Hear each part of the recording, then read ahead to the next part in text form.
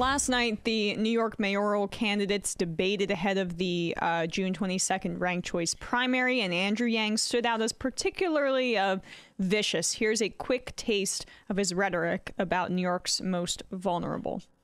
Yes, mentally ill people have rights, but you know who else have rights? We do. The people and families of the city. We have the right to walk the street and not fear for our safety because a mentally ill person is going to lash out at us. So that's just a 10-second clip. He goes on a much longer rant later, but homeless people distinctly othered in that statement. We have rights. They are mentally ill. They're scary. And his proposal is essentially to institutionalize them through forced commitment against their will. But he didn't stop there.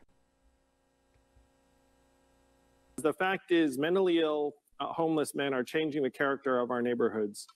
A woman my wife Evelyn is friends with in her mom group in Hell's Kitchen was punched in the face by a mentally ill man. Sent a picture of her bruised face around the mom group, spread like wildfire. This is happening in New York City, and we're not talking enough about it. Families are leaving as a result. In East Harlem, the neighborhood has been changed. Upper West Side, the neighborhood has been changed.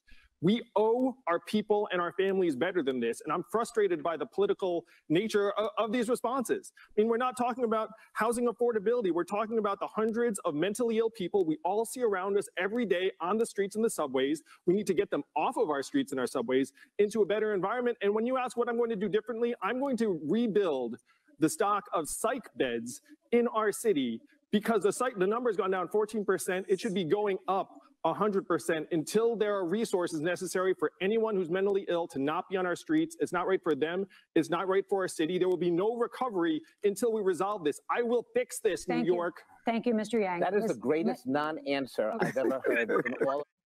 Yeah, I mean, Stringer then goes after, oh, how are you going to pay for it? Which is great line of attack there, but there's so much there. This rhetoric should not come as a shock because Andrew Yang just 2 days ago was endorsed by the NYPD Captains Union. This is who's funding his campaign as well, or who's running it at the very least, has ties to the police union. He's one of the 2 candidates in the race who will not defund the police or cut their budget in any way. The other one's Eric Adams. So he's leaning into what they want to hear.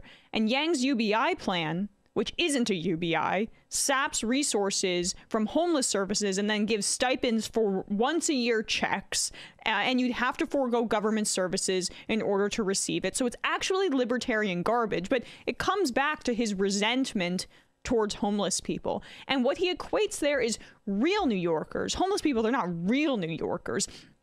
They're absolute horror for wealthy New Yorkers to have to look at homeless people. He equates that to their human dignity. And there is something really insidious behind his rhetoric here.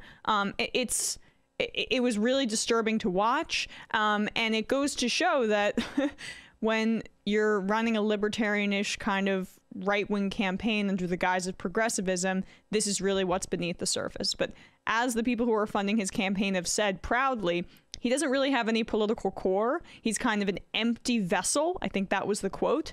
And now it's been filled with garbage, law and order, dehumanizing garbage that would affect people in our most vulnerable population, institutionalize them against their will, and I don't think it's even constitutional, let alone it's absolutely disgusting.